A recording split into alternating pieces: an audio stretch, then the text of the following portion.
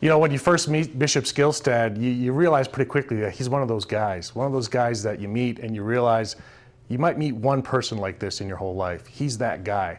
For us at Catholic Charities, he's been just an incredible cheerleader. As bishop, he was our #1 cheerleader. He was kind of sort of the Pope Francis bishop before there was a Pope Francis, which is kind of nice. But he's just been such a treasure to us at Catholic Charities for so many years. When he retired, we were all so sad because we figured we're losing this great guy, we're losing this cheerleader, but we had no idea what was coming, because after he retired, he just blossomed into something even more incredible. The first thing he did is he said, I want my office in retirement to be in the Catholic Charities building because I want to be around the poor and the vulnerable. So of course we said yes, we love that. But then he started volunteering all the time, all over the place. Our House of Charity shelter, which is our main shelter, I'm constantly giving tours to VIPs there, whether it's elected officials or big donors or whoever. And one of the awesome problems I have is every time I walk in there to give a tour, there's Bishop Skylstad at the front desk. And of course the people I'm giving the tour to say, come on, you set that up. And until some homeless guy comes up to him and gives him a big hug and says, hey Bill, good to see you, because he's there all the time.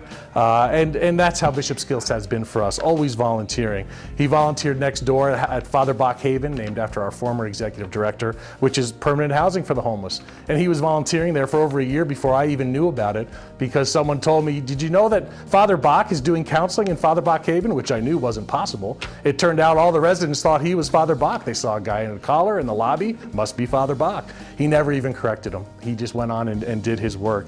He takes our staff and cooks them dinner at his house. He does a ton of work for us to help in his hometown in a rural area of Eastern Washington to work with farm workers and helping us do that. He does lots of workshops for us on the environment and the poor based on the Pope's Laudato Si document. Helps us do fundraising. He goes around at Christmas and speaks at all the parishes to raise money for Catholic Charities. But really one of the greatest things he does is this program that he developed called Footsteps in Faith.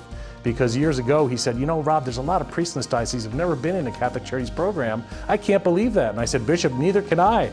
I call them and invite them, but they're always so busy. And he said, you know, they won't say no to me.